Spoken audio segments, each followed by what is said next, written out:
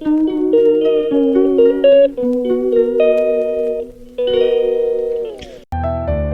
Morning বন্ধুরা, SR ব্লগে সবাইকে স্বাগত জানিয়ে আজকের ব্লগটা শুরু করছি। আর আজকে সকাল সকাল দুধ চা দিয়েই দিনটা শুরু করলাম, তোমাদেরকেও দেখালাম। দেখো সকাল সকাল একটু ঠান্ডাই থাকে, এখন ঘড়িতে বাজে সকাল 7টা।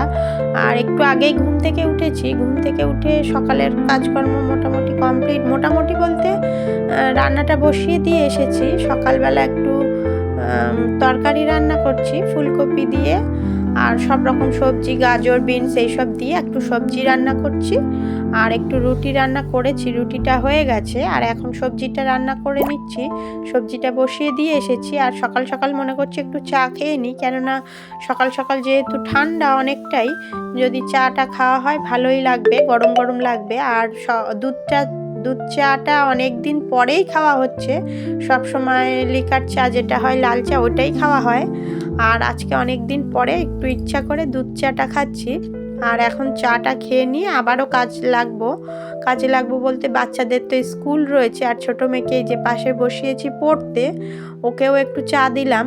ও একটু চা খাবে বলছিল। দুধ চা তো সাধারণত হয় না, আমরা কেউ খাই না, ওই জন্য ও দুধ চা যখন করেছি ও একটু খেতে চাইলো, ওই জন্য ওকেও একটু চা দিয়েছি। আর চামচটা পাশের থেকে চাচ্ছিল, ওই জন্য দিলাম।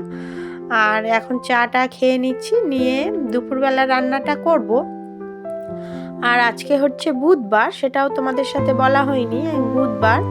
আর এখন সকাল 7টা বাজে। আর সকালে ওদের জন্য একটু টিফিনও রান্না করতে হবে, ওরা যেহেতু স্কুল যাবে। আর এই যে দেখো চাউমিনটা আমি বানিয়ে নিয়েছি, সকালে টিফিনে ওদেরকে চাউমিন দেব।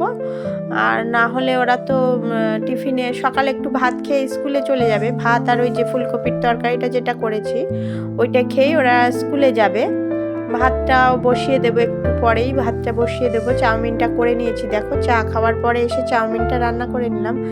দেখো বন্ধুরা, এখন হচ্ছে দুপুরবেলা, এখন প্রায় 12টা বেজে গেছে। সকালের কাজকর্ম সব কমপ্লিট করে ফেলেছি, ঘর ঝাড়ু দিয়ে মোছা হয়ে গেছে, স্নান করে আমার পুজো দেওয়া কমপ্লিট হয়ে গেছে। এখন করব দুপুরের রান্না। তরি তরকারি সব কেটে গুছিয়ে রেখেছি, শুধু রান্নাটা বসাবো। আর এখন ঘড়িতে অনেকটাই বেলা হয়ে গেছে, 12টা বেজে গেছে। তাড়াতাড়ি করে ঠাকুরের ভোগটা দিয়ে দিলাম, দিয়ে আমি এখন রান্নাটা করব। রান্নাটা করা হয়নি, ছোটো মেয়েকে স্কুলে দিয়ে আসতে গেছিলাম, ওই জন্য অনেকটাই দেরি হয়ে গেল। আর এই যে দেখো মাছ আছে, গ্লাস কাপ মাছ রয়েছে, ওটা ধুয়ে রেখেছি, বাজার থেকে কেটেই আনা হয়েছিল। আর এই যে বিনস, গাজর, আলু, পেঁয়াজ টিয়াজ দিয়ে ওর মধ্যে একসাথে কুচিয়ে রেখেছি। দুই পাশে দুটো গ্যাস জ্বালিয়ে দিয়েছি, ঝপঝপ রান্নাটা করে নেবো। এই যে দেখো, আর আজকে মাছটা লাউ আলু দিয়ে বড়ি দিয়ে ঝোল করব। আর এই যে মাছটা একটু তেলটা বসিয়ে দিয়েছিলাম, তেলের মধ্যে একটু হলুদ দিয়েছিলাম, ওই জন্য তেলটা কালো হয়ে গেছে, মানে আগুন হয়ে গেছে। মাছটা দিতে দেরি হচ্ছে, তোমাদের সাথে এগুলো একটু শেয়ার করতে করতেই আমার দেরি হয়ে গেল, ওই জন্য। আর দেখো মাছটা দিয়ে দিলাম, প্রথমে 4 টুকরো মাছ দিয়ে দিয়েছি। আর মাছের এই যে মাথাটাও দিয়েছে, সমস্ত মাছটাই রান্না করে ফেলবো, কিছুটা ভাজা রাখবো, খাওয়া হবে। আর তাহলে এই যে মাছটা দেখো ভাজাটা বসিয়ে দিয়েছি। আর এই যে লাউটা একটু মাছগুলো সমস্ত ভেজে নিলাম, নেওয়ার পরে লাউটাও বসিয়ে দিয়েছি। এই যে সমস্ত মাছ আমার ভাজা হয়ে গেছে, পেঁয়াজ রসুন ভেজে তেল সব তুলে রেখেছি। লাউটা একটু ভালো করে হালকা করে ভেজে নিয়েছি, নেওয়ার পরে আমি বড়ি লাউ দিয়ে সব দিয়ে বসিয়ে দিয়েছি। লাউটা ভাজতে অনেকটাই কমে গেছিলো, তারপরে আমি সব দিয়ে জল দিয়ে বসিয়ে দিয়েছি, ওইটা একটু হয়ে যাক,